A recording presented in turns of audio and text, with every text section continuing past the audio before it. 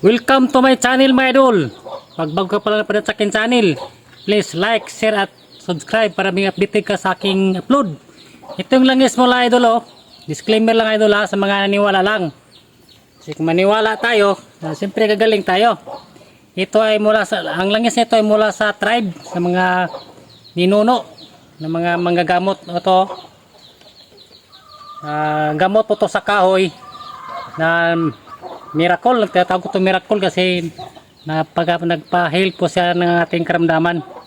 Ito, hindi ko alam kung anong klaseng ugat sa kahoy na to. Herbal medicine po ito ay doon. Last year 2020, Manila pa ako, napanood ko rin sa Jikasoho na mayroong tao na nirigla. Parang matay ng dugo. Ganun nararamdaman ko.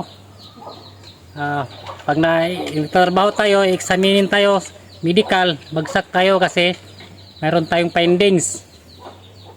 Ito lang ininom ko idol, isang takip nito. 3 beses lang nainom mo nito sa isang linggo. Isang takip na isang linggo. Unti-unti nawala po yung idol. Kasi minom kasi ko ng alak. Magdudumi tayo ng dugo at sili. Ngayon bumalik naman ngayon 2026 na ngayon, bumalik ngayon kumakain ako ng sili. Inom naman ako nito at saka yung aso.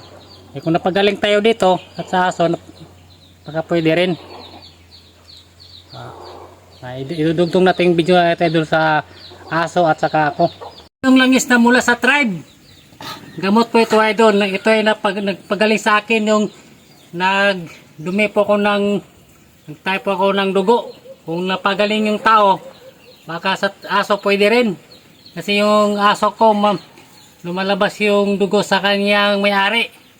Kaya painumin natin ito. Ito idol, painumin natin si Junjun.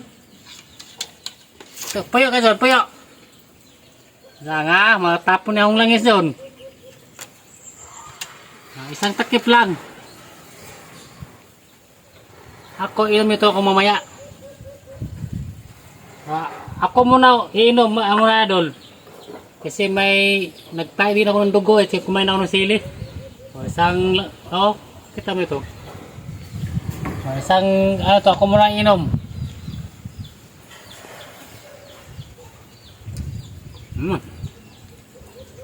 Tapos aso. Kasi parehas kami naramdaman ni Junjun, meron isang kanya naman sa ari niya ay lumalabas sa dugo.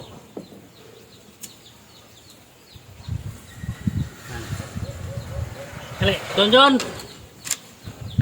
Yan. Yan nga. Upo.